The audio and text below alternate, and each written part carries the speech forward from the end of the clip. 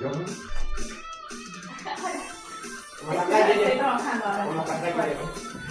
Ya te está bien. No, hay un cuaderno de...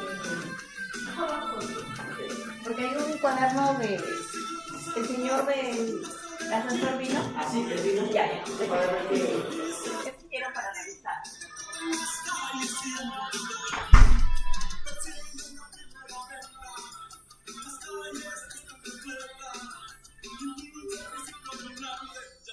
I would like to understand how it is now that Republicans kind of lead the whole U.S. People are about to find out. Although, that's one of the don't count your chickens before they hatch sort of things. Trump may have committed a math error. May have appointed too many people out of the House, too many Republicans out of the House, meaning he may have just eliminated, if everybody is appointed, he would eliminate the Republican control of the House.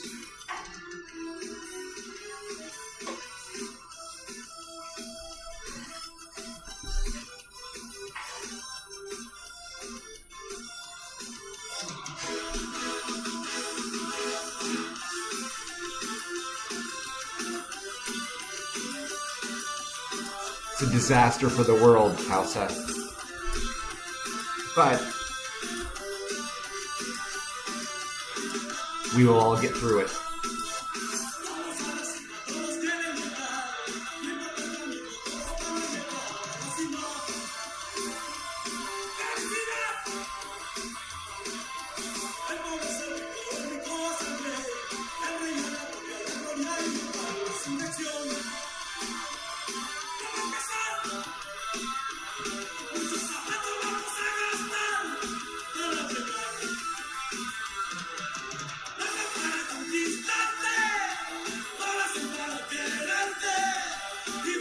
California.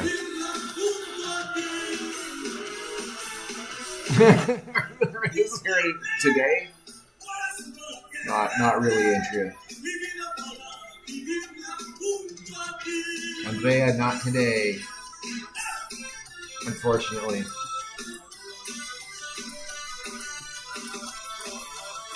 Although it depends what you consider good news. I consider people marching for democracy good news. Should be louder. I consider people marching for democracy to be good news. That's good news.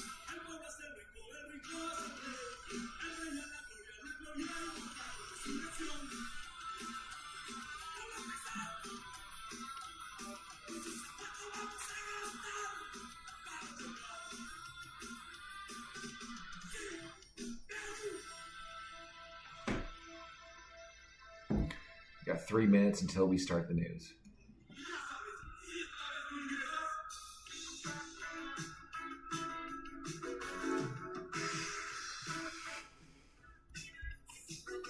Three minutes still.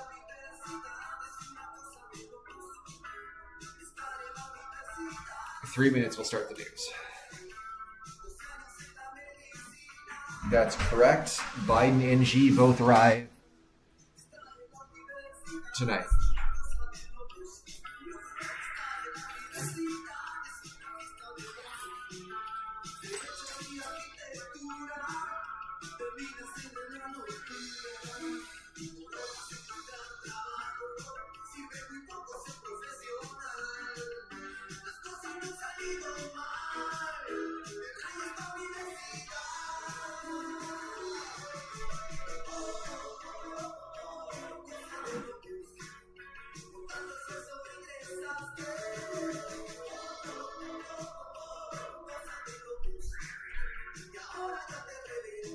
Two minutes.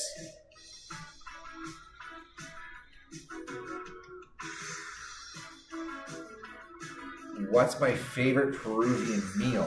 I don't know that I have a favorite. Like everything's good, so I don't have a favorite. It's not like the US where it's like you have to enjoy a certain thing because most of the food sucks. It's all good. I mostly feel the same way about Mexican food, and Peruvian food is better than Mexican food. So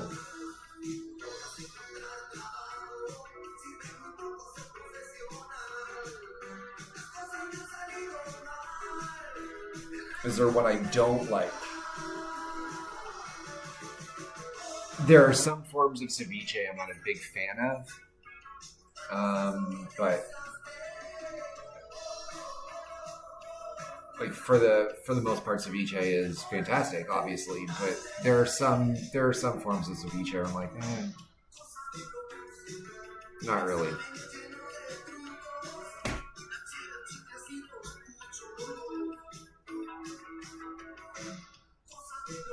And it's just different styles of making ceviche. That's all it is. So like I'm not a big fan of the Guadalupe style. Okay. Time for the news. It's time for the news, guys. It's time for the news. See, Andrea is up north and doesn't like... See, yeah, it goes either way, I think. Like, my mother-in-law is from up north. They like that ceviche. I don't know. Okay. So I'm just going to run down what I had running for the entire day. I'm going to start at 9:39 a.m. That's the first update I did. Some buses in Lima ran today, as we expected. Some did not. Even those who did run, though, had trouble because there were more passengers and all that stuff. We'll get more loud music. It's okay. But I want to go through everything first, and then so that people can discuss things. Some markets around the city were open, but without vendors, and then some were closed, but, all that stuff. And then foreign dignitaries started arriving early this morning. After, of course, the Sultan of Brunei arrived yesterday, and that was a whole big deal for Dina Boluarte, I guess. Marches began around 9:30 a.m. But there was no media coverage at the time. Dina Boluarte decided she was not going to make a statement about protesters or marches or strikes or anything, that she was just going to do APEC things. I published, of course, the starting points, the meeting points for marches. 10:29, the president of Vietnam arrived, was not immediately greeted by Dina Boluarte. I figured that was something to do with him being the leader of a socialist republic. Marches and protests, 10:41. Marches and protests had started in Arequipa and Ica. At that point, the marches had already begun and had been long underway in Puno. Obviously, they had already begun in Lima, and they were starting to just pop up and actually become active in other parts of the country. 10:43, the Prime Minister of Thailand has arrived. 11:33, the Prime Minister of Malaysia arrived, and Dina made a big deal out of that. Malaysia and Peru have been going back and forth on social media in terms of cooperation. And then I went live on TikTok, and we did an hour and 15 minutes or something of updates on there. And so I don't have updates over that period of time. But in there, I know that the delegate from what the media is referring to as Chinese Taipei arrived, although that's Taiwan. You only refer to it as Chinese Taipei if you're trying not to piss off the Chinese. So they're also referred to as Chinese Taipei in the Olympics. It's the only other time that I can think of that they're referred to that way. But the delegate from Taiwan arrived. 13:24, 16 roads were blocked around the country due to protests and strikes, including the transoceanic highway, which would take you from Peru into Bolivia. 13:33, Javier Prado is partially closed for the movement of international dignitaries. 13:39, strikes are now occurring in nearly every major city in Peru. So by the afternoon, strikes were everywhere. Cusco, Piura, Trujillo, Huacho, Ica, Puno, they were fucking everywhere. There were strikes everywhere. Arequipa, of course, which we're going to get into. 13:43, I posted that routes connecting Peru and Bolivia were closed. 13:45, the number of blockaded roads went from 16 to 17. 13:54, at least 6 injured in Arequipa as police fire on protesters with pellets. 13:56, the Australian Prime Minister arrived. 13:58, I posted the fire in central Lima started while I was live for the midday update. 1358, fire in Central Lima appears to be coming under control, although there was still smoke and heavy steam emerging from the building as firefighters continue their efforts. It's still doing that. Okay, it's going to take a while for them to knock all the, everything down, get it entirely cooled down. 1451, patients from the Maternidad de Lima had to be evacuated and moved because of the fire. 1501, protesters have blocked the road into Cusco with burning tires and debris. 1515, Dina Boluarte has now received the president of Vietnam. She finally did that, even though he's a socialist republic leader. Yes, I am in Peru. 1517, police have deployed tear gas against protesters on Avenida Abancay in Lima. Now, this is a tough one for me because I have the reports of them doing so. I have the reports of them deploying tear gas. I don't have any video of the tear gas. So I'm taking people who were reporting. I don't follow just random people on Twitter or anything like that. I'm taking their word for it. The tear gas was used. 1601, we're up to 8 injured in Arequipa. I've heard as many as 9, but I've only been able to get some sort of report of 8. 1612, the transportation union representatives have announced they won't go to the APEC area in San Borja, which is heavily protected. And then 1750, now live on TikTok and YouTube. And that's where I am. I am live on TikTok and YouTube. So it was a busy freaking day. On top of that, because there's more. I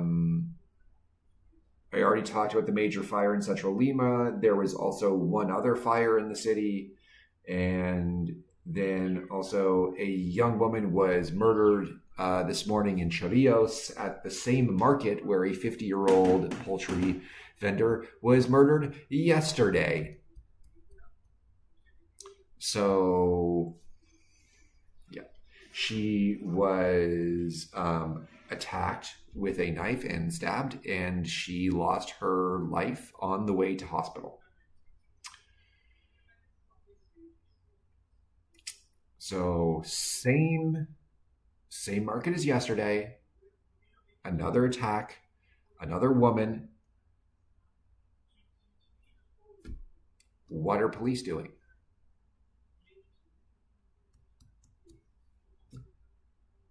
What are they doing? Because they're piled up outside of the APEC summit facilities in San Borja.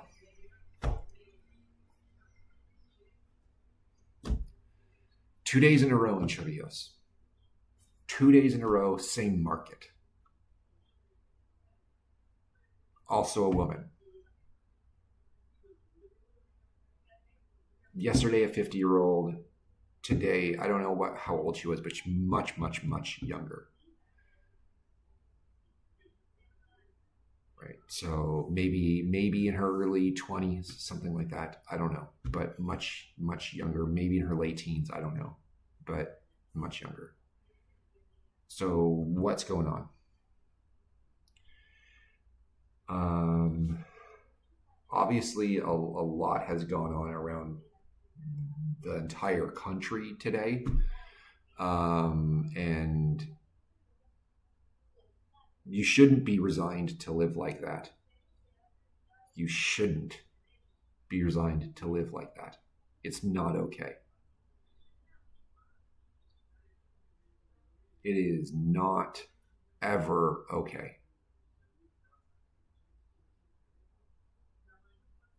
Yeah, I saw that, Will. Yes. But it's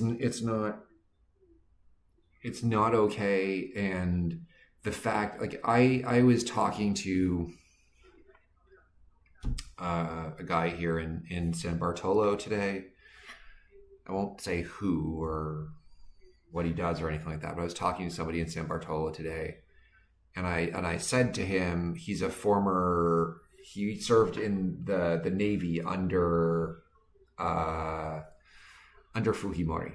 So you can guess like how he feels about Fujimori, and you can guess like where he stands on a lot of things based on that, right?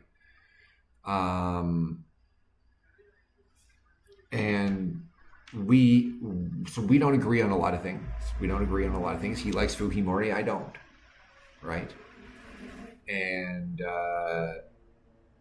but we both agree that Santibáñez may be the dumbest person in all of politics. Santibáñez should not have a job. He should not have a job.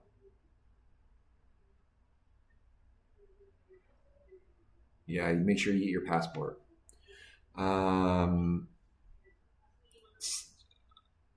I have no idea how it is that Santibáñez exists. I don't know how you can be that incompetent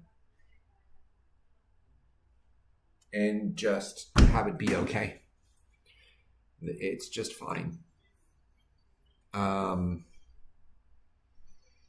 I mean, we discussed other things, like the fact that like Dina should go to jail, and Dina deserves to be in jail, and Dina probably will go to jail as soon as her presidency is done. But we discussed things like that. But when it comes to the police, I think everybody is incredibly frustrated, no matter what side of politics you land on in Peru, and that's not a usual thing, right? Peruvians tend not to agree on issues of state power, right? Fujimoristas are much more likely, for instance, to support the military and the police kind of no matter what. And then if you come from other neighborhoods, particularly of Lima, you don't trust the police because of your experience with them. You don't trust the military because of your experiences with them. And around the country, that's true, right? Depending on where you live, your experience with the police and the military is different. And so you either trust them or don't trust them, but very rarely do like a whole group, does the whole country sort of just agree that right now the police are corrupt, the leadership is incompetent and corrupt, and it needs to change. That tells you something. If you can agree with a Fujimorista on the police, there's a real problem. If you can agree with somebody who, like, to clarify, this guy loved Alberto Fujimori because he served under Alberto Fujimori in the Navy, but doesn't like Keiko. So just to clarify on that. Or isn't like not that he doesn't like Keiko, but like isn't a fan of Keiko as a politician, right? So not hardcore Fujimorista, but even still, if you can agree with a supporter of Alberto Fujimori in terms of like how bad the police currently are, that's an awful sign for the state of the police. And every single day we get to see it.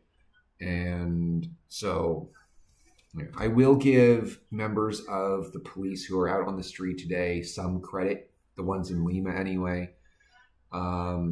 I have seen instances on lives here on TikTok where it would have been almost acceptable for them to react and to use more force. I did see an instance where like a bottle got thrown at a police officer, etc. So like that would have given that police officer the excuse to act with more force. Now, was the officer happy with it? Clearly not. Right? You wouldn't be happy if somebody was throwing a bottle at you. He did like take a few steps forward and like brandish his shield to let the person know like that's not okay. But didn't go further than that. And so I will commend the police on the street currently in Lima for not having overreacted to anything. That is good. I appreciate that. Right? As much as we disagree with the police, we should also, at least acknowledge when they do their job properly. And in that sense, the police in Lima on the ground today, when it came to around the marches, around the strike, around the protesters, they've actually done an okay job of just keeping everything together.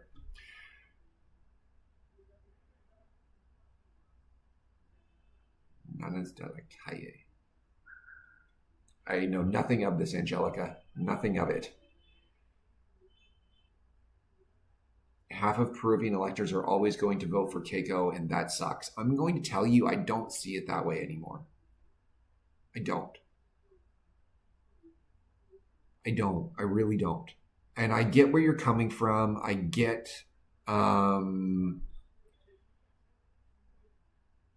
understand where that sentiment comes from, given the election results against Pedro Castillo and all of that stuff. I get where you're saying that. I don't see it anymore. Particularly among younger people who are now eligible to vote, but didn't vote in the last election where it was Keiko versus Castillo.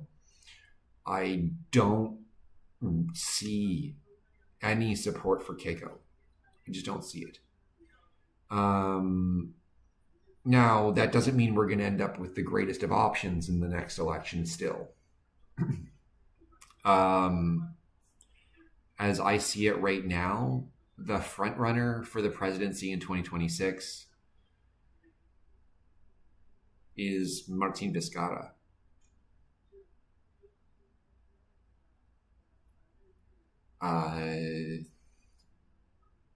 Given the candidates that are announced,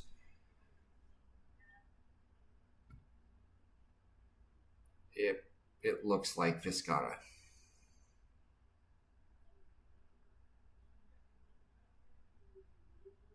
That's what it looks like. So pay attention to the candidates. And younger people have fake information about last government. Fake information, how so, about the last government? Like, in which government? Like Castillo last government, or like Vizcarra, or like what last government? It's not that any of them are good, Andrea. It's not that. It's that, like,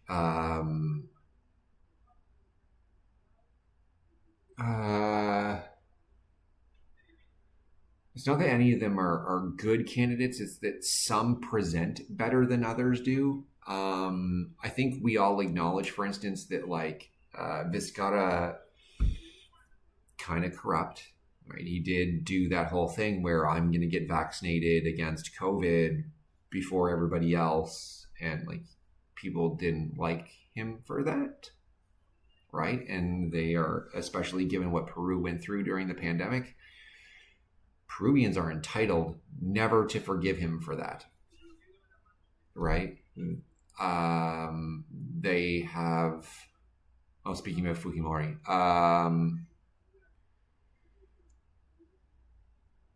younger people have fake information about the last government. In what respect is the information that they have fake, though? As long as foreign interests dictate our politics, nothing will ever get better.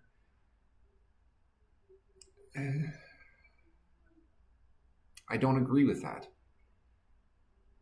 And I see statements like that as sort of a form of externalizing, where Peruvians have a tendency to say, like, look, things would be better if foreigners were involved, if like this group of people were involved, or things would be better if this country did this thing, or this would be better if, right? And a lot of it is externalizing and saying that like the problem isn't ever Peruvians, it's other people. And when it comes down to it, Peruvians elect their government. They do. Peruvians elected Pedro Castillo, which got you Dina Boluarte. I don't agree with how you ended up with Dina Boluarte, but it got you Dina Boluarte, right? They elected Toledo, right? They elected Humala. They elected Ollanta. They elected all these people, right? So then when they're corrupt, I mean, they're Peruvians being corrupt, and they're also elected by Peruvians. And so Peruvians need to look at it and go, well, we need to do a better job of electing people who aren't corrupt.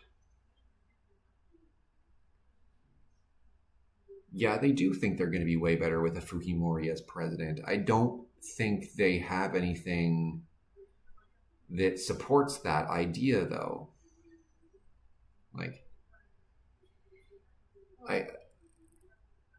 I think there are a lot of people who don't. There are a lot of people who. How am I going to phrase this properly? I've said in the past, Alberto Fujimori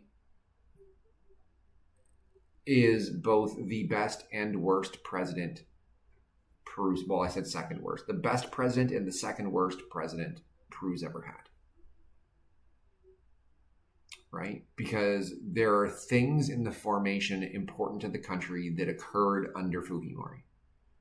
They occurred under Fujimori, right? Not that he was directly responsible for them occurring, but they occurred under him, right? So the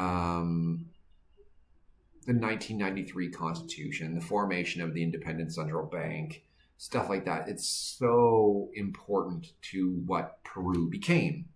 And the financial crisis, and yes, we know it wasn't his plan, but at least it was implemented by him, right? Things like that. You can say best president in Peru. And at the same time, there's everything else Fujimori did. The corruption, the money laundering, the connections to narco trafficking,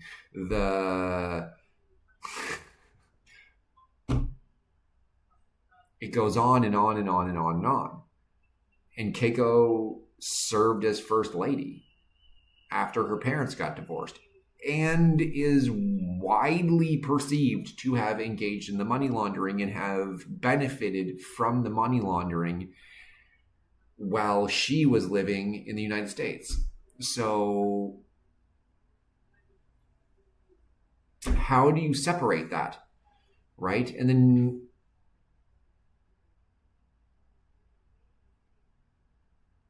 exactly. I have said, Andrea, there is a class of people within Peru that absolutely benefited under the Fujimori era. Typically, they were the wealthier generational families of Peru, and particularly Lima. But those sorts of people did benefit under Fujimori, and so they will forever support Fujimorism, right? They will always do that. And the thing that those people need to realize is that for all the good they think he did, like, he also screwed them over, right? Because if you are a wealthier generational family from Lima in particular, Peru in general, you know what you've done since the Fujimori era? You've paid taxes based on consumption. And you consume more than other people in Peru because you have the money to do so. And you had the money to do it through banking, which means that given the way the fiscal system is set up in Peru, you have contributed more to the government revenue and paid more in tax than anybody else because of how the fiscal system was set up under Fujimori. That same fiscal system promoted informal business. It promoted informal employees. And as a result, you ended up with an economy that is 70 to 80% informal, where wages are low because of the informality, and there is no tax revenue for the government to operate on. And you, as a wealthier Peruvian family with the land and the buying all the things you want to buy and importing all the things you want to buy, even with a good accountant, you're still paying more tax because you use banking.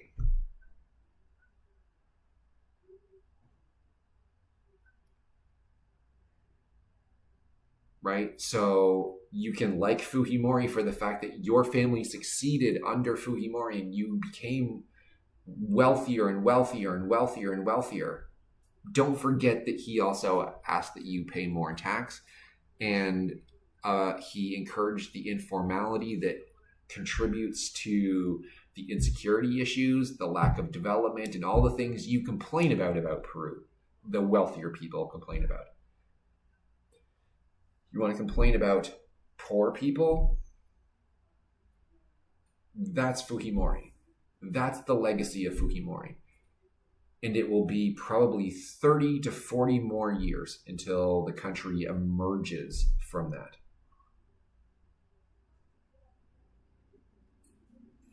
They do have a very important part of the economy because they account for around a third of the gross domestic product. And informal workers and informal businesses allow people to put food on the table and pay rent and all of those things. And at some point, their money does become formalized because when you buy things from a store, even if you use cash and you pay that store and that store doesn't declare and all of those things, that store is eventually going to have to buy something. And they're going to go, so it moves up the chain. That money moves up the chain and eventually it does become formalized and somebody pays taxes on it. Somebody does. But, it should be that you have a far smaller informal economy, that the government can produce legislation that increases things like minimum wage, which I'm not sure if you're aware, but Peru has a lower minimum wage than Bolivia.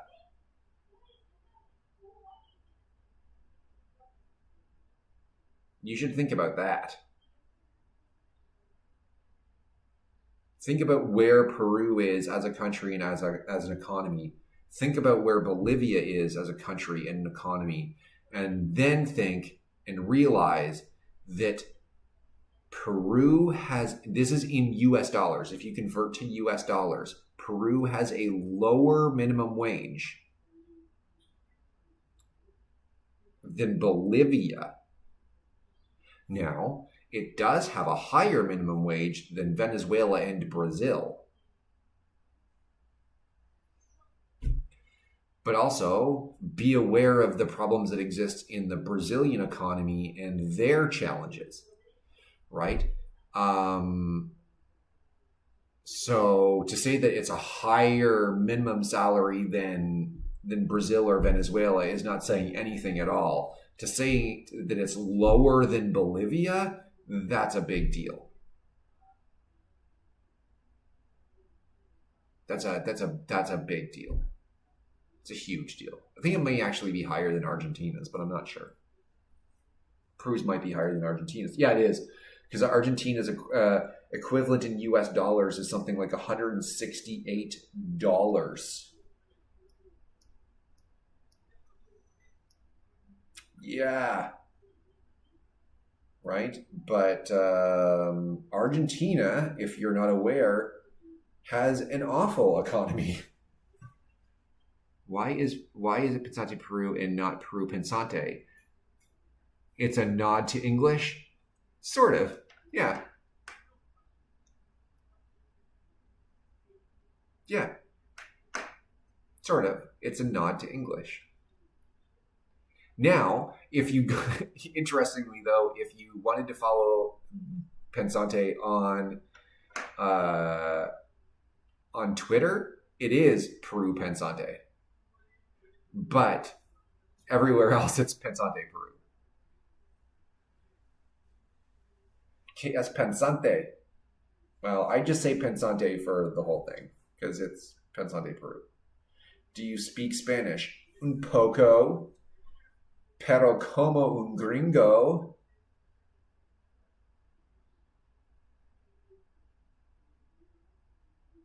Yeah, it's meant to be. Yeah. Pensante is a Spanish word. It translates to either thinker or thinking, right? So you're either thinker Peru or Peru thinker or thinking Peru thinking. Like it's something along those lines, right? But it translates depending on the context you're using it to, like thinker or thinking. So that would be think. To think is to pensar.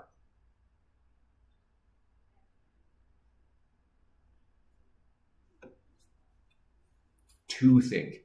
Like, so if you have the AR, essentially what that translates to is to do the action. It's like to verb. So, hablar, right? You don't say yo hablar, you say yo habla, right? Because you are conjugating the verb. But if you were to speak, it's hablar. Yeah, I'm explaining Spanish and nobody's arguing with me. And you all speak better Spanish than I do, I think. So, yeah, to a Latino. Yeah, exactly. I am explaining Spanish to a Latino on a live filled with Spanish speakers. And, like, I'm not going to argue with you about the Spanish. Thanks, Tony. But I mean, if I'm wrong, don't let me explain Spanish to him. You help him out. Yeah, for reference on Bojack's, his family's from Lima. Yeah, but he is from Washington D.C. The capital of the U.S., the big crime-riddled capital of the U.S. It's not anymore. It's not as bad as it used to be. Not during the crack epidemic, anyway.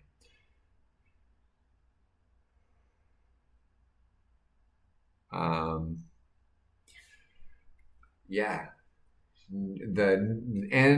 And there's still shootings and stuff like that, but like most of that stuff then like moved to Baltimore, and like even now it's like sort of moving out of Baltimore, which is good. I really appreciate the spot because Peruvians have an idea coming from outside. I think it's important that you have a different perspective on it.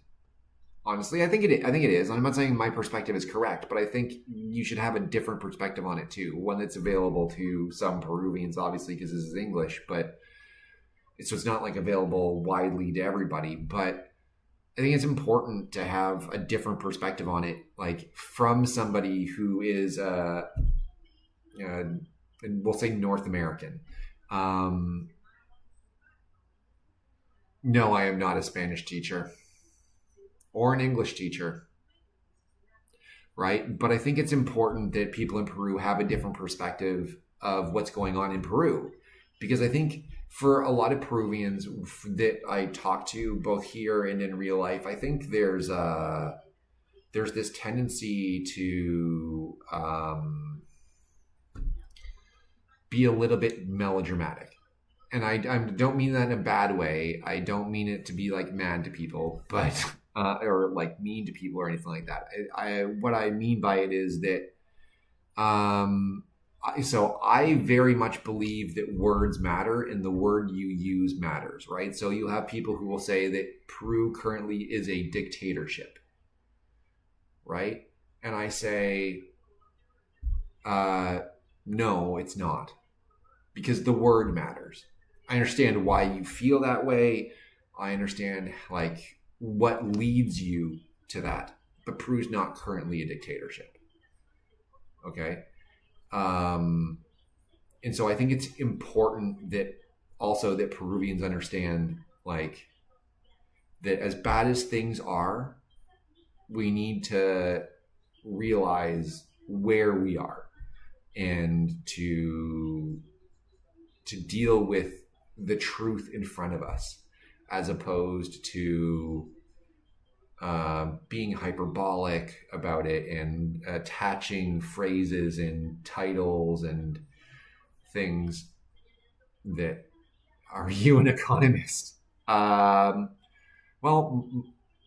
that's what my wife's bachelor's degree is in. That's not what my bachelor's degree is in.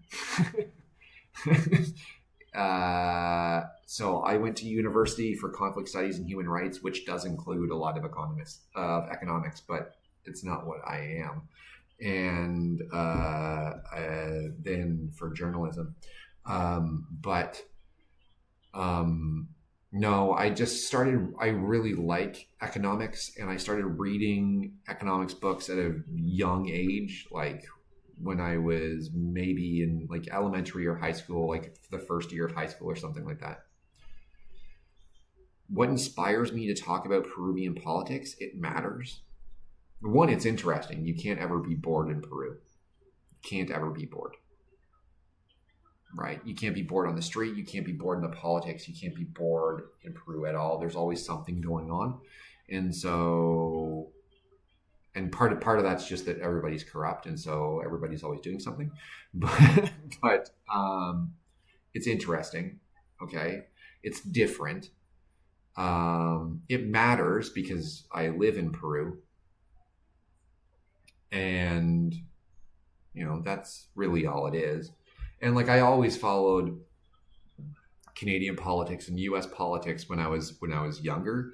When I was 8 years old, I went dressed as George H.W. Bush for Halloween. That tells you how old I am, roughly. Which is like George W. Bush's dad. I went dressed as George Herbert Walker Bush for Halloween when I was like 8 or 9 or something like that. And so I've always like been into politics, and now I live in Peru, so I might as well pay attention to Peruvian politics instead of being the typical sort of Blanco gringo living in Peru that pays no attention to anything around them. I never want to be that gringo that doesn't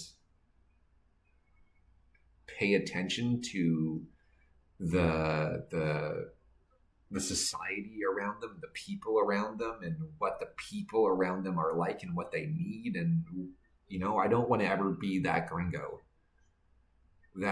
That's to me like that's the worst part of America, of people from the United States, like that American exceptionalism thing. I'm surprised to listen to Peruvian news. Yeah, well, I don't want to be ignorant. Yes, Bojax, I don't. And Bojax, you see these people, like I'm sure you know them in the U.S. too, right? Like, you get people from certain parts of the U.S. that go to Washington, D.C. to make sure that they see the monument and stuff like that, and they act a little bit like a dipshit. Right? So that's all it is. I don't want to be one of those ignorant Americans. I don't want to be one of those. I grew up in Canada, and I saw enough ignorant U.S. tourists while I was in Canada. I mean, and I grew up around Ottawa and spent a lot of my life in Ottawa, and which is the capital of Canada, and the I'm not politically inclined, but I'm incredibly ignorant about people. Yeah, those ones. Those ones. I don't want to form an opinion, but they're the same people who will say things to you like, I don't want to come off as racist, but it's like, whoa. And then they say the really racist thing. And I think Bo knows what I'm talking about. I think Bo knows exactly what people from the US I'm talking about.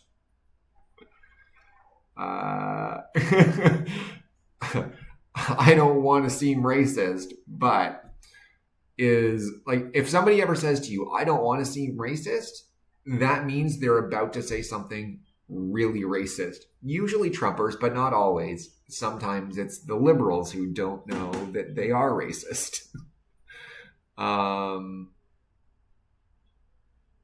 Sorry. Yes, if you know, you know. So I don't want to be one of those. And I also know that giving Peruvians like a different sort of example and sort of talking about the news in a different way, right? Because I see it. The TV's over there, right? I see some of the shit that the news puts out here. Guys, it's very immature. It's an immature media environment that has way too many organizations in it, right? Peruvian news is sort of like it's sort of like climbing into a kiddie pool filled with a family of ducks.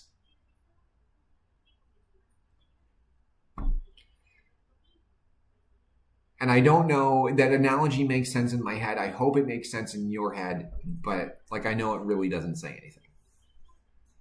Peruvian news just doesn't do a very good job of talking about the news and what the news actually means.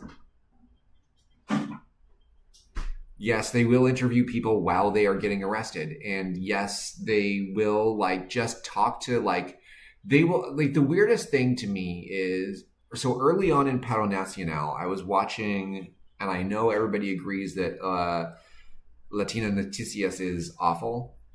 I understand that like most people agree that that's the case. But I was watching it early in Paro Nacional and one of the first days of strike. So sometime in October, like early October. And they were in Cercado de Lima and they had a reporter out there to try to get what the people on the street felt about it. And it's like, you know what? It doesn't like, that's not really telling you anything, right? Now, to the viewer, it's filling up the airwaves and it's sort of giving them the idea that maybe that person is saying something.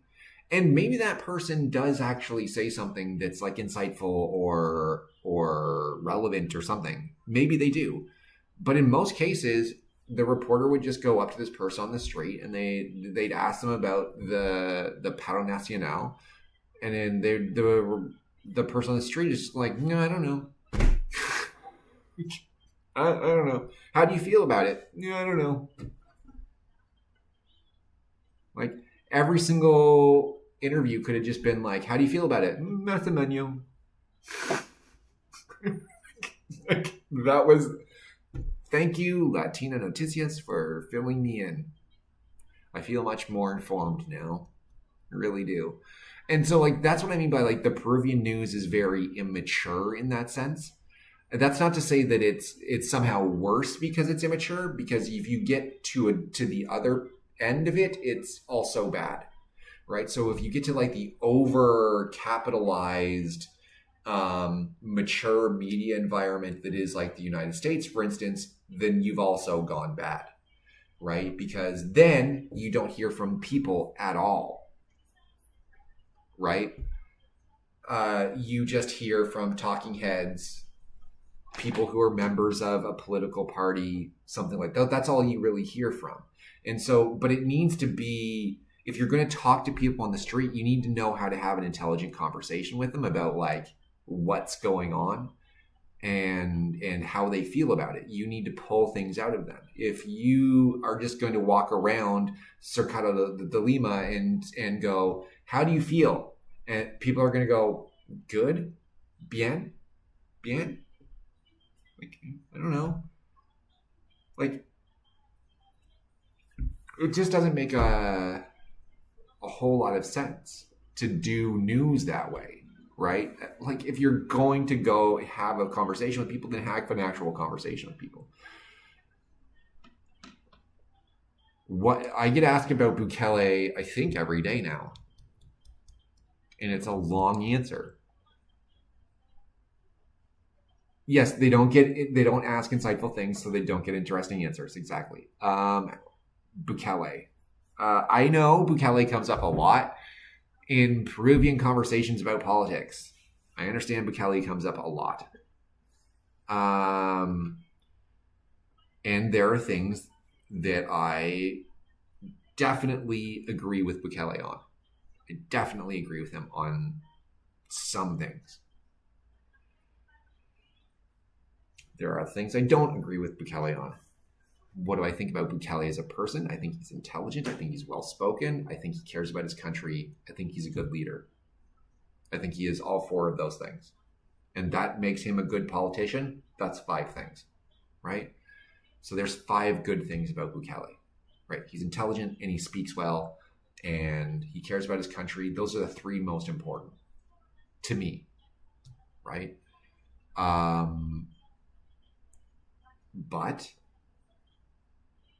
But he's committed human rights violations, right? And that's where I'm going to differ very strongly with Bukele. I agree with him that El Salvador needed to deal with crime. And no matter the cost, they needed to do it, right? I think Peru's in a fairly similar situation. Fairly similar. Not entirely similar. Not like El Salvador was.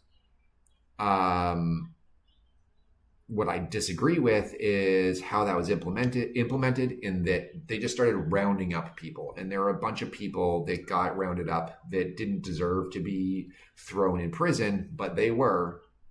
So, my YouTube stream went down, but is reconnecting. I do not know why. Reconnection successful. Okay. There may be an interruption on the YouTube. If you are going to watch it later or you are currently watching, well, then you've already gone through it. But yeah, so no, I think Bukele has his strengths and also his very fundamental weaknesses. And I think really when it comes down to it, Bojax, you're right. I don't know that it would work here. Basically what happened in the 90s. Yes, and I have compared it to how Fujimori went after socialist terrorists. Where, like, yeah, of course, everybody knew you had to deal with the Maoist militias and everything like that had formed, the Maoist terrorist groups. But the thing is, you actually have to make sure that they're Maoist terrorists. You can't just say, I don't like this person, and they get thrown in jail. Because that's a human rights violation. And that's exactly what happened under Fujimori.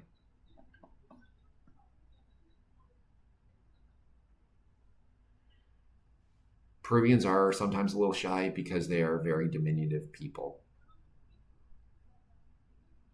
That's why you say Ita after everything.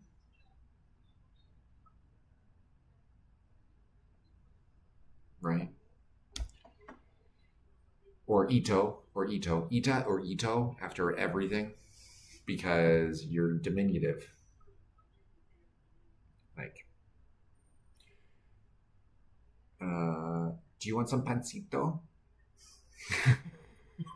Yeah. No, I don't want that pancito. I heard you crunching it earlier.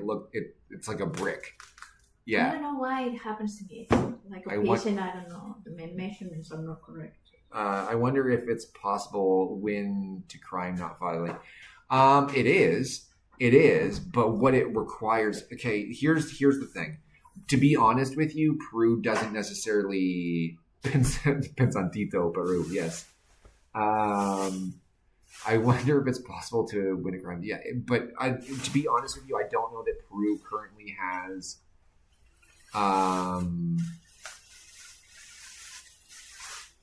the proper apparatus to deal with crime properly. And somebody with the screen name Lumumba joined. That's fucking awesome. Yes, that's awesome. Peru ranks in terms of. Have you seen some of the news about China and the USA suddenly donating vehicles to Peru? Well, China donated vehicles to Peru. Yes, China did for security use, like motorcycles, I believe. Electric motorcycles, if I'm not mistaken. Yeah, and Dina made a big deal out of it. And ultimately, what does it solve? Well, it doesn't solve anything if your police kind of suck. Yes, extortion is corruption. Extortion isn't corruption, or what? And now you're spamming the chat, so now I have to block you. Do you want me to block you? Oh, it's no. I didn't see the start. No mass extortion, no corruption. Okay. No mass extortion or corruption. Yeah, no shit. Thanks. What do you think we've been talking about for a month?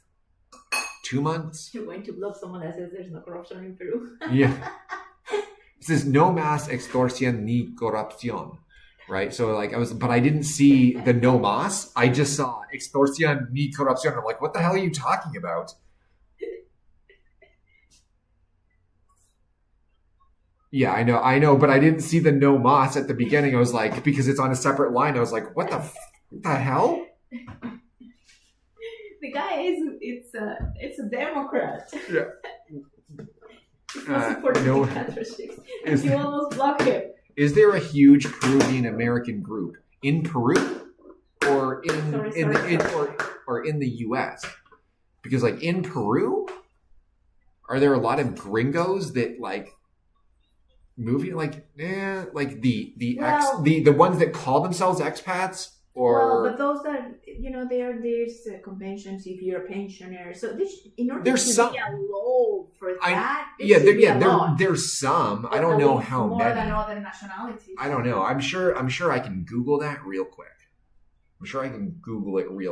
In terms of Peruvians in the U.S., there's a ton of them. And a lot of them are about to get deported and come back to Peru. So have fun with that. They are. I'm not telling them the truth. I'm going to tell them the truth. You can lie to them and say everything will be fine. No, everything will be fine. You lie, but just don't say the inevitable.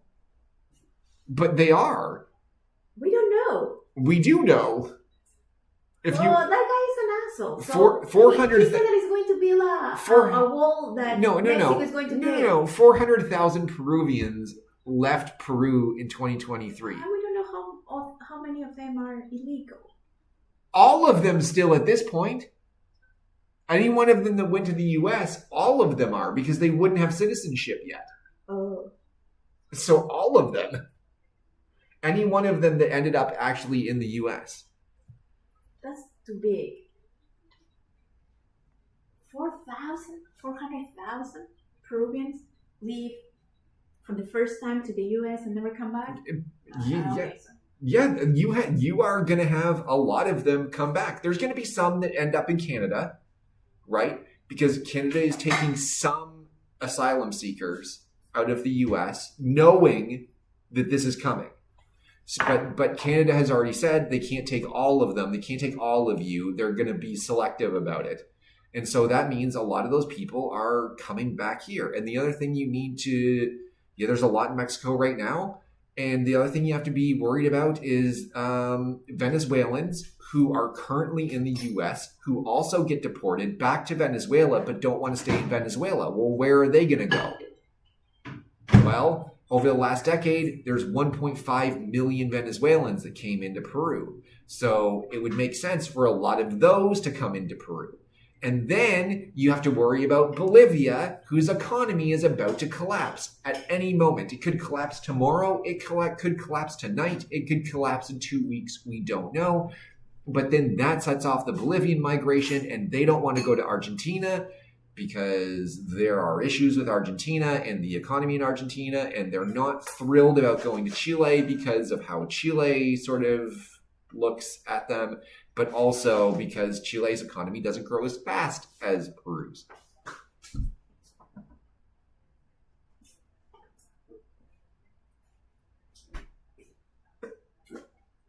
And they always come to Lima. A lot of them come to Lima. And Bojax, you and I talked about this like earlier today about Venezuelans and how I do not like the xenophobia that gets attached to Venezuelans. That there are a lot of real, like the vast majority of Venezuelans you're going to come across in Peru, the US, Canada, wherever they are, wherever they get sent out to, wherever they escape to, they are great fucking people. They are great people.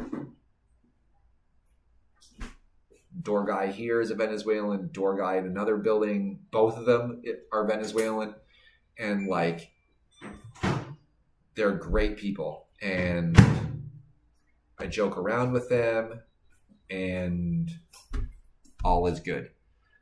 Where are you located, my friend? South of Lima. If you go through my videos, I have said where I am, but I'm in San Bartolo. We'll say just San Bartolo, generally. Yeah, they are great, but Lima is already so full of people. That's the problem. The problem isn't them, per se. The problem is that the economy doesn't create enough jobs naturally in order to support all of them, right? The economy doesn't create enough formal jobs to come anywhere close to tackling informality in Peru. What are you going to do when you add 1.5 million Venezuelans on top of that? Like, that becomes a problem. Like, the population of Lima went from like 9 million to 13 million in the span of like 2 years. Well, why? Well, you had centralization in terms of domestic migration, so people moving from the provinces to the city. You had 1.5 million Venezuelans added to Peru total, and a lot of them went to Lima, right? And then you have like a natural birth rate in Lima, and yeah, and people had a lot of kids. Right. And so you went from 9 million to 13 million in a couple of years. And it's like, now you went like, oh my God, we're struggling. There's crime. Well, yeah, Lima is struggling. There is crime. There is all of these issues, but those issues exist not because Venezuelans are bad people or people from the provinces are bad people or something like that. It's none of those things. It's that the economy can only add so many jobs every year, every month. And we can only build so much housing every year. We can only build so many commercial structures every year. So like, how many Larcomars do you need to build to hire all those people? That's a lot of Larcomars. We don't have that much money in the economy to justify having that many, right? And I see when I watch the Gringo or when I read the Gringo news on Peru, I get to see, oh, we're building the next Larcomar. Well, great. But that's not going to solve the problem. Right? Yeah, it's gonna help. Yeah, it's gonna do something. Yeah, it's gonna bring more money into the economy. Like, yeah, it's gonna do all those things. It's gonna create formal jobs. All of that's great. And so, like, I have no problem with commercial development. It's just that there needs to be a lot more than that. And Gamara is very, very, very, very, very informal. Like, they'd be better served going to Via El Salvador, honestly. They'd be more formal. Like, Via El Salvador has a better rate of formality. They're an actual planned community as opposed to whatever the fuck San Juan de Lurigancho is. Right? They'd be better going there. But that's not what happens in a lot of cases. If you have a plan, you can do things like Via El Salvador, which to me is a massive success story. It's a massive success story that goes completely ignored by like 99% of people in Peru. Via El Salvador is an incredible success story and goes completely ignored. But if you have time to plan, if you actually plan, then you can create Via El Salvadors over and over and over and over again. Right? You just have to actually plan. And there's no planning, and so Peru's never ready for these migration surges.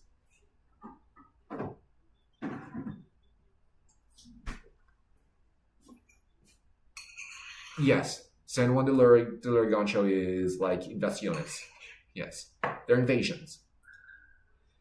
Or, as you say, if you have in English, if you have a Peruvian accent, invasion. It's an invasion. It's a settlement.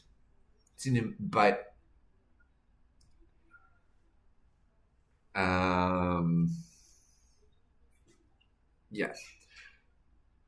But if you have planning, if the national government plans, if the regional government plans, if the municipal government plans, if they all plan together, if everybody works together for the right reasons, then you end up with Via El Salvador.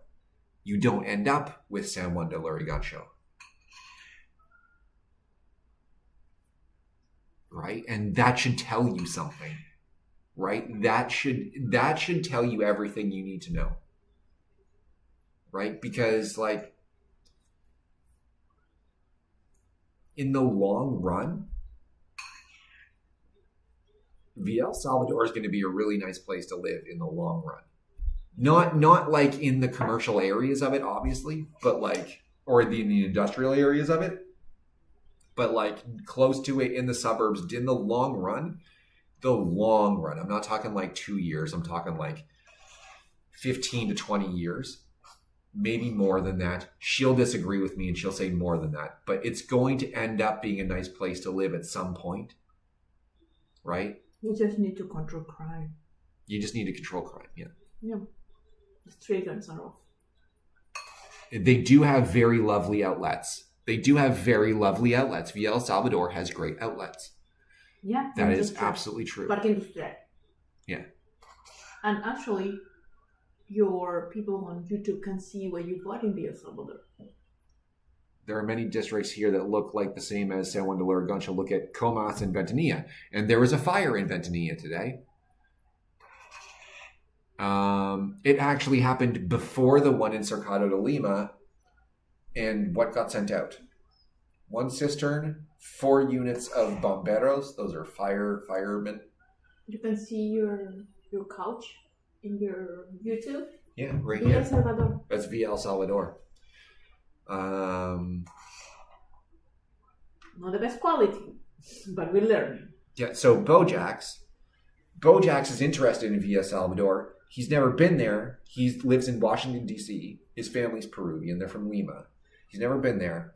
He said, I've never been, but I've seen it on YouTube videos and a map about city planning. Yeah.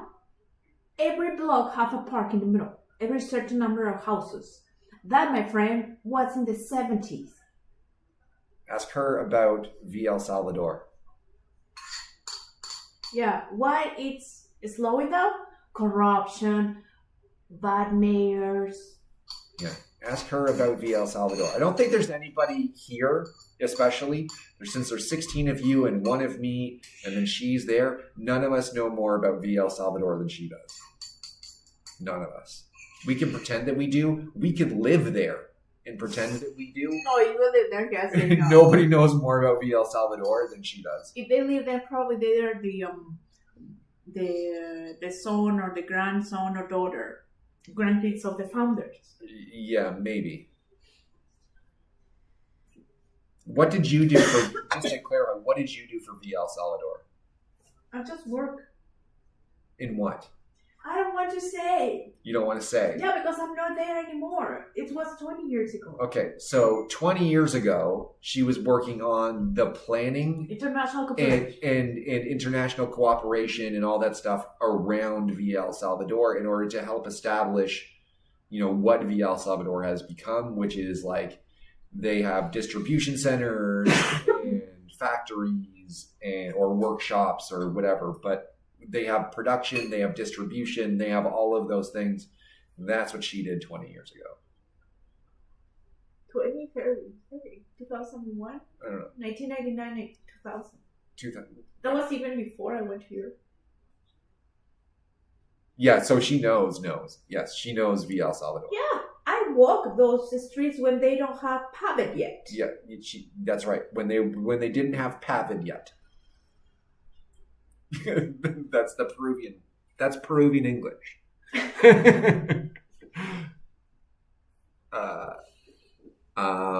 So when she was doing that, I was You were in 2000. 2000. Okay, well, I joined the military in 2001. So No, that was 1998, 1999. pavement, yeah, without pavement. Without being paved. They weren't paved yet. No paved streets. Right. So There is pavement. How you said that? it's paved. Yeah, well. Yeah. Just Now- my accent. My accent is British. British. Yeah, that's Well, not English is British. that's not an excuse to switch the words around. How many American, and I have to search it this way, so I apologize, are in Peru?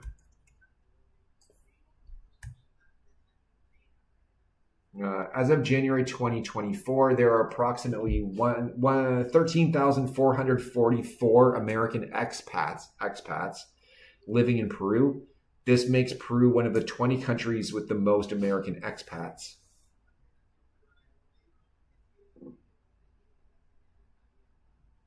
So that was the answer to that question from a while ago. Each country's number of expats. And then there are 41,292 Peruvians in the U.S. as of, I don't know what year that data is. I think it's 2024, but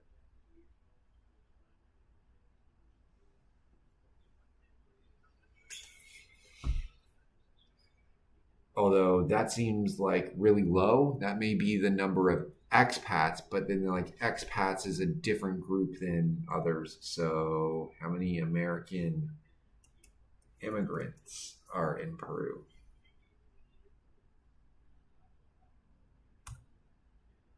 This is as of 2021. See, this is like, it doesn't change. It's the same number. There are 5,800 U.S. citizens now residing in Peru.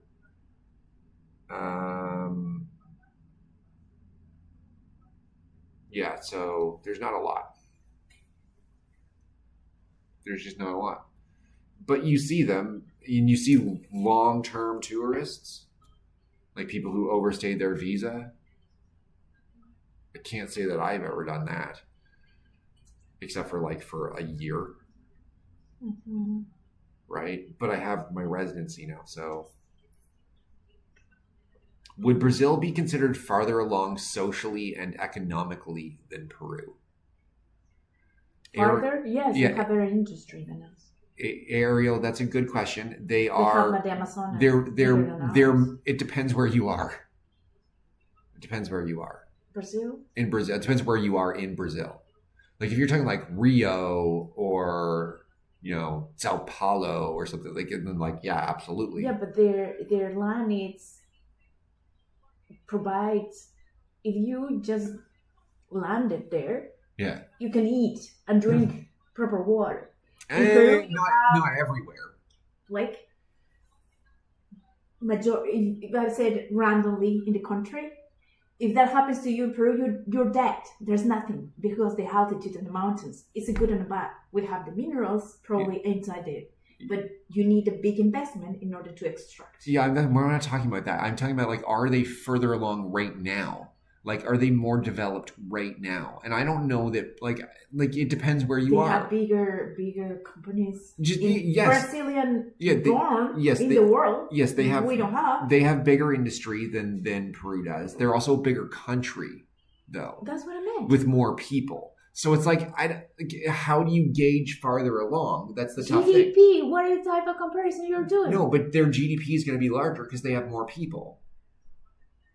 Right? In order to have bigger GDP is bigger income reduced. So you just have more national income. That's the only thing you have. But if you have more people, you're going to have a higher national income. What are your indicators to demonstrate for farther along than Peru? For instance, or not? For instance, China has a higher national income than the U.S. does, but they have per more. Capita. But they have more people. So per capita, they have a smaller national income. So than you the have US. to. Okay, so what you have to do is compare apples with apples. Yeah, you have to do per capita. Yeah, of course.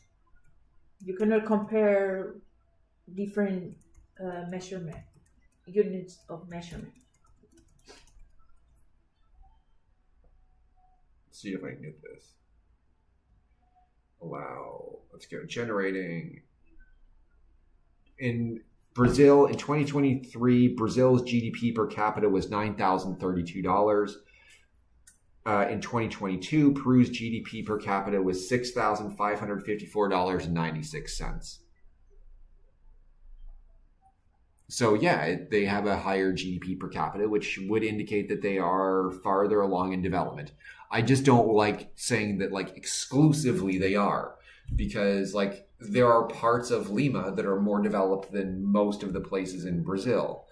And there are parts of Brazil that like there are parts of Rio that's what you need that are far less developed. Unit of measurement in order to compare. But that's why whatever per capita needs to be. But like there are parts of Rio, like the favelas, are no different than being in San Juan de Lurigancho.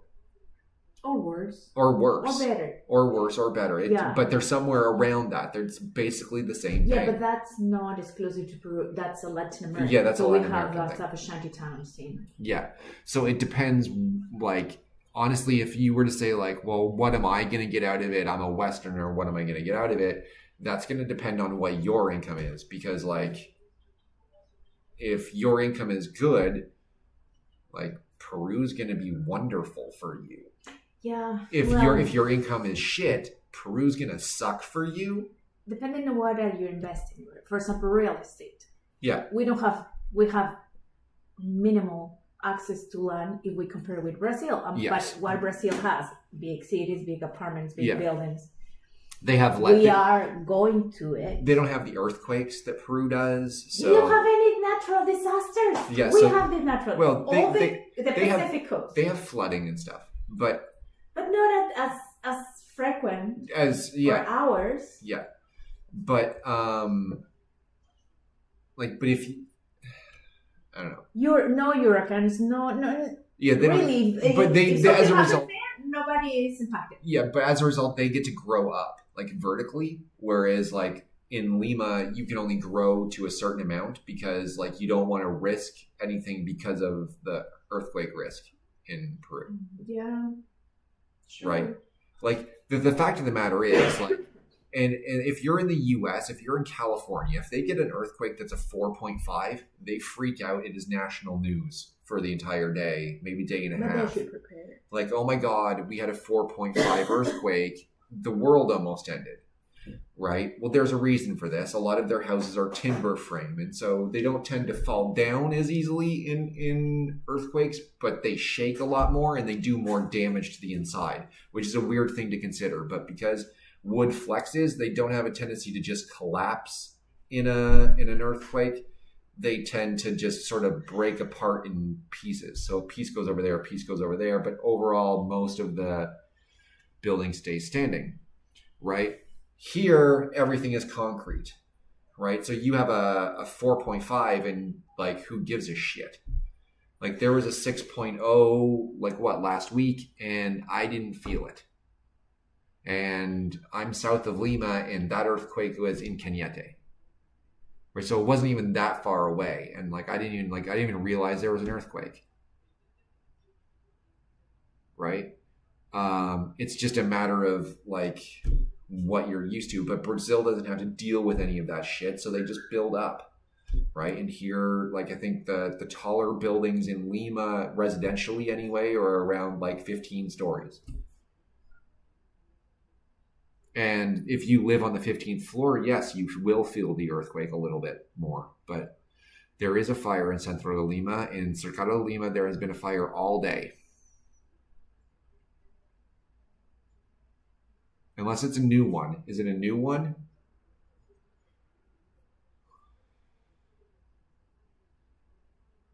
That will be my...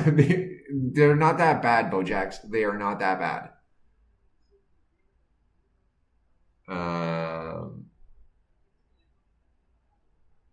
Lexi, do you want to come up? Do you want to come up? Okay. Good evening. What's up, Lexi? I'm from Peru, and I think Peru is bad in economy with the president. It's bad in the economy? Yes. I think the economy's fine. The economy in Peru is fine, but that has nothing to do with the president. The economy would be better if the president was not Dina Boluarte. The president is bad with the country. With the country, yes. Because the cars here are not. So you say because I not speak English, I'm learning English. Yeah. Yeah, she's not good for the country because here's the thing: she's corrupt. We know she's corrupt. Yes. And I don't think she knows what it's like to be a Peruvian. Uh-huh. She doesn't know what it's like to live like most people in Peru live. What's good? Yeah. I live in Trujillo. In Trujillo. Oh, where's... Yes. Wow, my regular Trujillo guy isn't here right now. Where's my regular Trujillo guy? Visitants. I think he's on my other account. That's too bad. I think because he's on my personal account. I wish my other Trujillo guy was here because he speaks. I have a guy, a follower, right, that I will also interact with. He's also on my personal account because he's one of the first people that I ever talked to here. And as as me doing news stuff. And it was like before Pensante really got launched. Like the account was there, but we weren't really doing anything with it. And so he's like the first one I talked to, one of the first ones I talked to, and he's from Trujillo. He works, I think he's got like a computer science degree or something, and he speaks English and Spanish very well. Do I live in Lima? I live south of the Metropolitana, on the playa.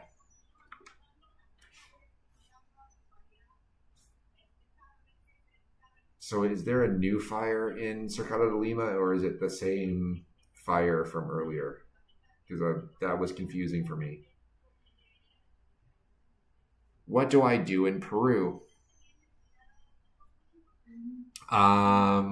This. I do this. Fatima, I do this.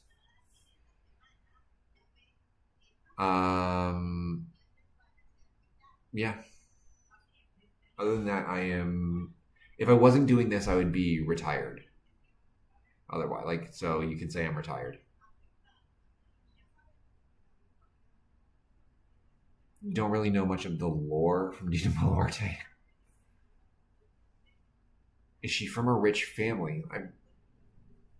I would say not poor, for sure.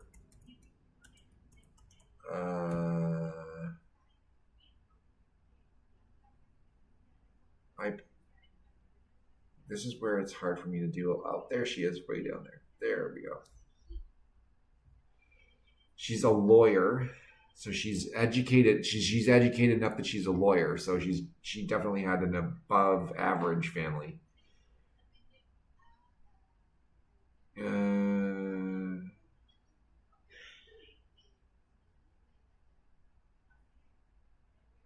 She was born in Chalhuanca, Apurimac, on 31st of May, 1962. She graduated as a lawyer from the University of San Martin de Porres and did a postgraduate studies at the university. So, she's at least above average. Right?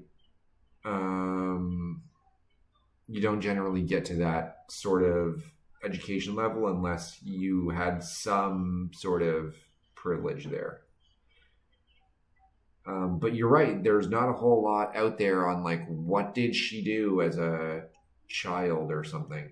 I don't know that she had a childhood. I think she just spawned as an adult. In 2000, she was international later investigated for plagiarism.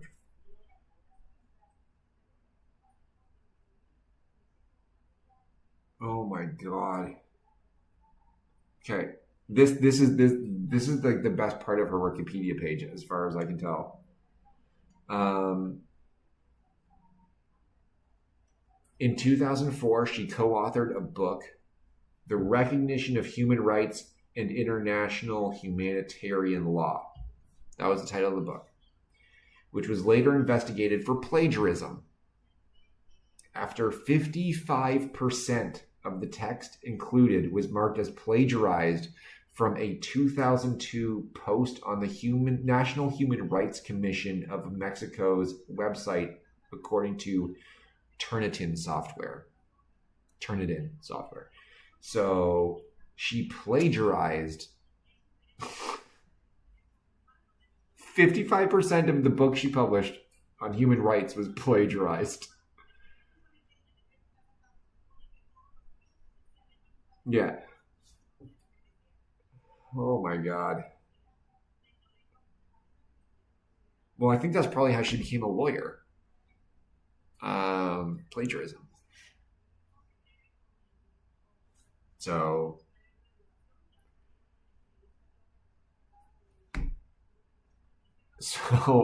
before I take off for the night, is everybody prepared for what's going to be a busy day tomorrow? A busy day tomorrow. It's going to be busier.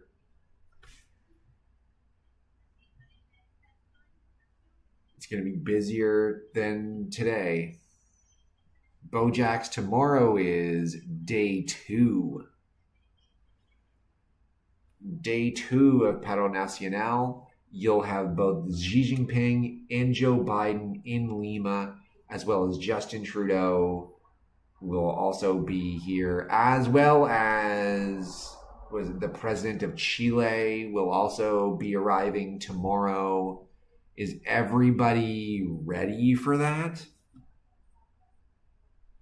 Tomorrow is day 2 of the strike, and to me, the bigger day of the strike. So today was just a test run. Tomorrow's the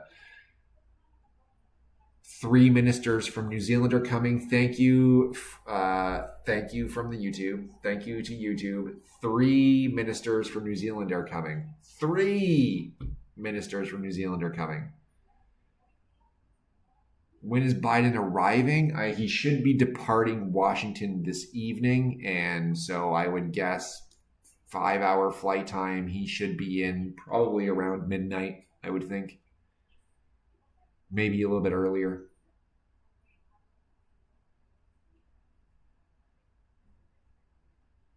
Still fighting with Ukraine. Am I American? I am half American, half Canadian. He doesn't know where he's going. What is this meeting about? We're discussing the Paro Nacional for tomorrow right now. He thinks he's going to Mexico. Like, all Americans think that everything south of the United States is Mexico. So that would put him right in line with every other American. Peru, you look at a map of South America and Peru gets labeled as mountain Mexico. This is Mexico with mountains. Yeah, of course you do. Of course you call yourself Mexican, because it's the only, like in the U.S. If you're a Latino, you are either Mexican or you're Puerto Rican, and they don't know any better. Alcides is from Puno. Puno did an amazing job today. The people of Puno closed down the Transoceanic Highway today. That's what they did today. What the hell did you do? The people of Puno know how to protest. They shut down a transcontinental highway. That's what the people of Puno did today.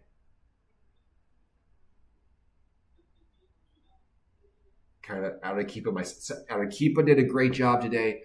Although I want to make sure everybody in the Arequipa stays safe, because like eight people were shot with the pellets by the police. Be safe in Arequipa, but Arequipa still did an amazing goddamn job. The civil construction workers, especially, like, those guys, like, got shot for what they believe in. It wasn't that big, but you still made the difference. That's the thing, though, Alcides. You don't have to be big, just make a difference. Right? It doesn't have to be big, just make a difference. Right? Show that it matters. And doing something like shutting down the Transoceanic Highway is a big deal.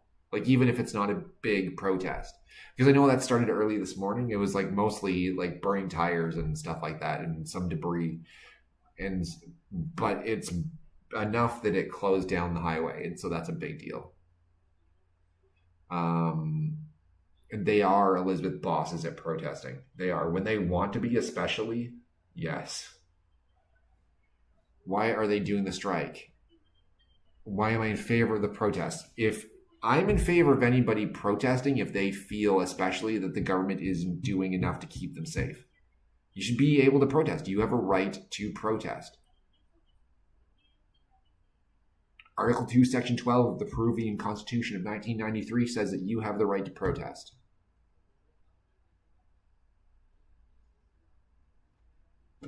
So if you feel that the government isn't doing enough for you, that the government isn't doing its job in keeping you safe, you should protest. I support anybody who's going to do that. If that's how they feel, if that's what they believe is going on, if they believe the government...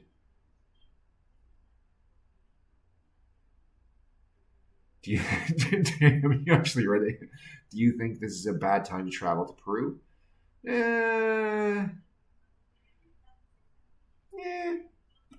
I don't know. It's not that bad. It depends where you're going more than anything. I wouldn't. I'd wait a couple days. But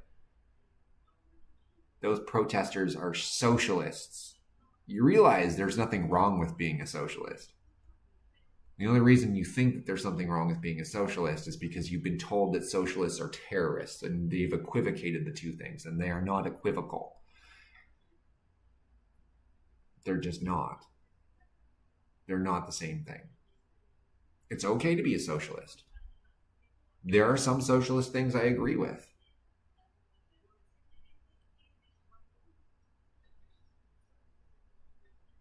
Right? There are some things. But does that mean they're perfect? No.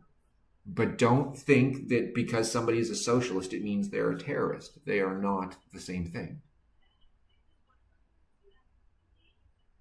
Yeah, but that's the thing. And Aryan, when you say that though, like when you say socialista, people like to say socialists are terrorists. And part of that comes from the Fujimori era of if you are a socialist, you are a terrorist, right? And it's not the same thing. You can have socialist political beliefs and you're not at all a terrorist. Yeah, they equate everything to Shining Path. You are correct, Bojax. Yeah, I'll see this, like, I live here. I don't think, like, if you were coming to where I am, you would never have a problem, right? Nobody here is going to do anything. Nobody's protesting. It's not a thing, right? Nobody's doing anything. And in this particular, like, my small town, nobody's doing anything, right? It depends where you go in Peru. Like, yeah, Arequipa is going to be maybe a little bit more active. Lima's more active for the next couple days. But beyond that, it's fine. Everything will be back to normal Saturday, and you can pretty much do anything you want. Right? It's just that things around APEC are busier than normal, and that's what it is. Right? It's not a big deal.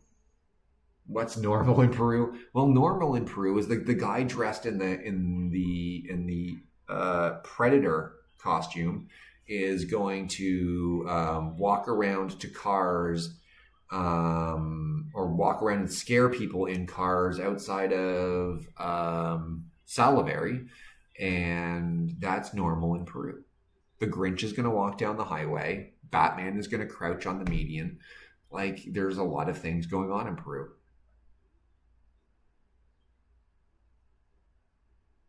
Why would people that speak fluent English be interested in what happens in Peru? Well, a lot of people are interested in Peru. I know this may shock you, but a lot of people outside of Peru are interested in Peru, but they don't really know what happens in Peru. They don't know a lot about Peru or Peruvian society or Peruvian news, Peruvian politics. They don't know anything about it because there is no English language news out of Peru. There are business people who are interested in investing in Peru, and there are things that they should invest in, and there are people that they should invest in, and all of those things, but they don't really get enough really good information or have really good conversations with people because everything that they get out of Peru is in Spanish, right? And it's not that that's a bad thing. It's not a bad thing that they get some information, but the thing is, there's a lot of people who end up not interested and not engaging because it's all in Spanish, right? English with Lena. Peruvians living abroad. Yeah, like look at, especially, and this is no offense to Bojax at all, because he does his homework on Peru and he knows a fair amount about Peru that, you know, he probably shouldn't, right? But like he lives in the US. His family's from Lima. He doesn't really speak Spanish. Like I'm sure he speaks some Spanish, but like he doesn't really understand Spanish, right? And that he's not alone in that. Yeah, Bojack's is low key a geek. It's true, but and he's not unusual in that. And there are a lot of second generation outside of Peru, like so where like their parents emigrated to like the U.S. or Canada or Europe or something like that, and their parents spoke Spanish and English, and now they speak basically just English. And so I'm going to get off soon, though, Elizabeth, so I'm sorry. So you are in Peru and in a way want to promote it. Well, I'm in Peru. I want to talk about Peru and in that way promote Peru and make sure that more people are aware of what's going on in Peru. It's not to put Peru down. It's not to slander Peru. It's to make something very evident that the government of Peru is not Peru, that Lima is not Peru, that the people are what make Peru great. The people are what make Peru succeed. It's not the government. The government does not make Peru succeed. The people makes Peru. The people make Peru succeed. The people do. And so you support the people. You support the people, Lucy, because the people are what make the difference.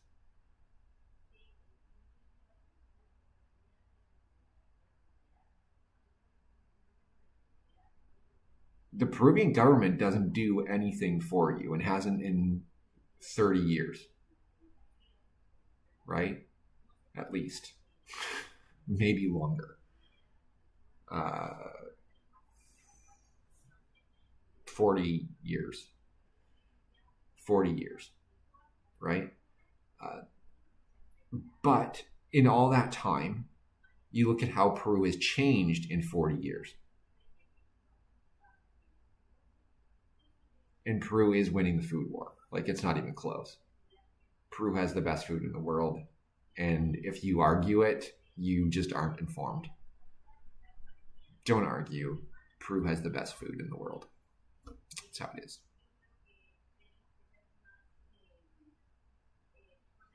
I'm a Peruvian living in your country. Which country?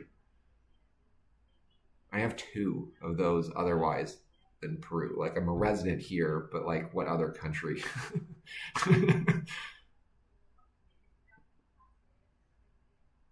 Like the US or Canada?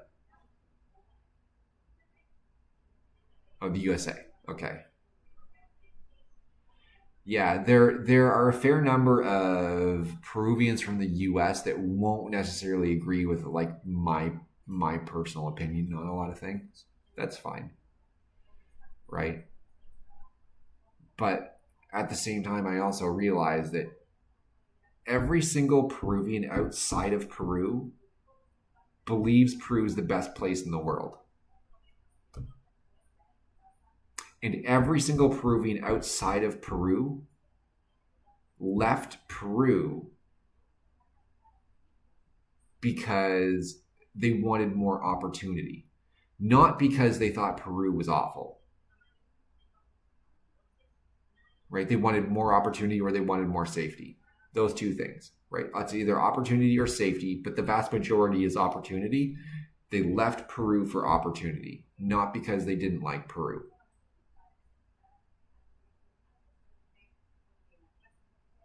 Foodies showing up for food tours in Peru are numerous. Yes, they are. There's a ton of them. They're all over the place. The one time I've eaten at Central, it was basically just food tourists at every other table.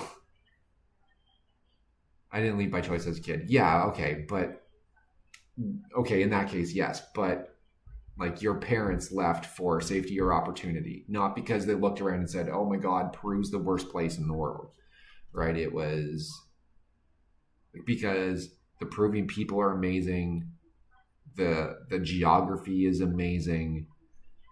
45 years ago, that would make absolute goddamn sense because at that point you're under military dictatorship, right? Sendero Luminoso, yeah. Been here for 40 years and they still all love, yeah, exactly. They are all of those things. They are hardworking, kind, and welcoming. Incredible. Yeah, I know Shining Path. Yeah. I lived in the U.S. for 15 years legally. Came back in 7 years ago. Yeah, and there are people who made that decision. Alcides, like there are several. But you're not alone in that decision either. I mean, technically, my wife would be in that decision too, like where she went to Canada and now she's back here with me. Right? So people make that decision. But Peru is an amazing country. And Peru is an amazing country because of its people. And Peru needs to be recognized as an amazing country because of its people. Right? And the world should know about the government. And the world should know about the things that the government does. And the world should understand that the government stands in the way of the people. The world needs to know that part. Right? But they also need to see the opportunity that Peruvians provide them because there's not a goddamn thing a Peruvian can't do. Like I could hand a 4-foot tall an elderly Peruvian man a basketball and I could tell him I need you to dunk by the end of the day and he would figure it out. I don't know how, but he would figure it out. And that's how great Peruvians are. It's just if you give a Peruvian anything to do, and just give them the opportunity to do it, they'll fucking figure it out and they will get it done and they will do it amazingly. I work remotely for companies, yeah, in the US, but a lot of people also feel that way, right? Peruvians can make anything, and they will incredibly ingenious people that just figure it out. That to me is one of the best types of intelligence for anybody to have. Because you can have my type of intelligence or the type that I show here anyway, where it's very quick recall of information and I can talk about the information across a wide range of topics. You can have that intelligence and it'll look very impressive to people and they'll say, oh, yeah, that guy can talk. But the thing is, that doesn't mean I can do anything. Right? I'm fortunate in that I'm also somewhat handy. I'm not the incapable person, but my older sister definitely is one of those where very intelligent, very educated, right? Can talk about a lot of things. Ask her to change a tire and she'll wonder what the tools do, right? And so to me, the best type of intelligence to have is that intelligence where you just know how to do things.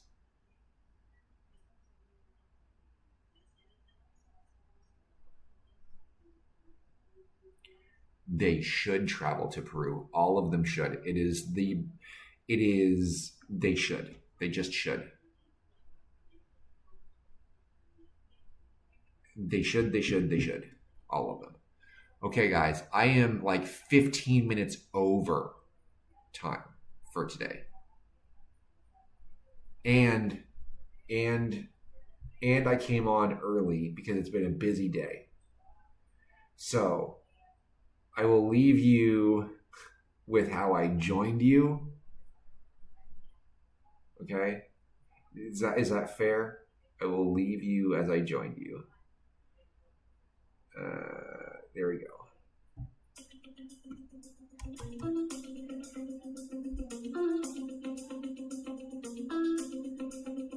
Also available on YouTube at Pensante Peru and on TikTok at Pensante Peru. And on Twitter as well. Peru Pensante.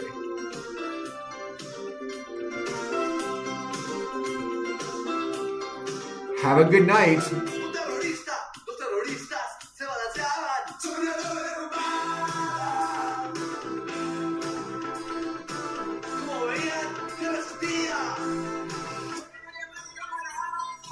Alright. I have to wait. I have to give it a second to breathe.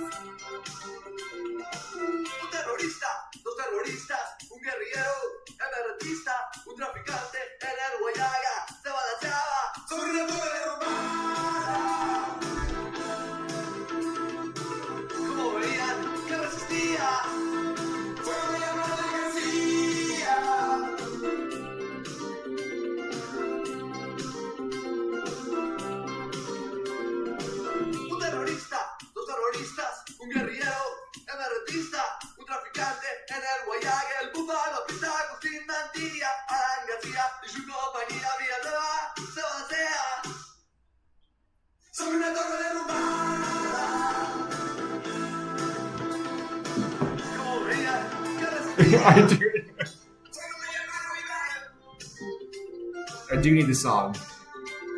This is my song. Gracias, Fraser.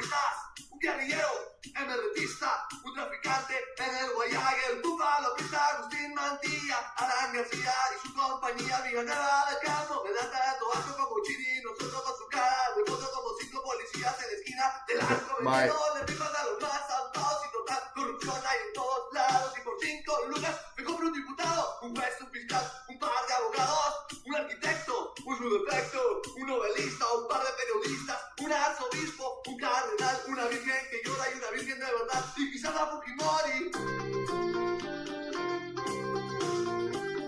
Bye.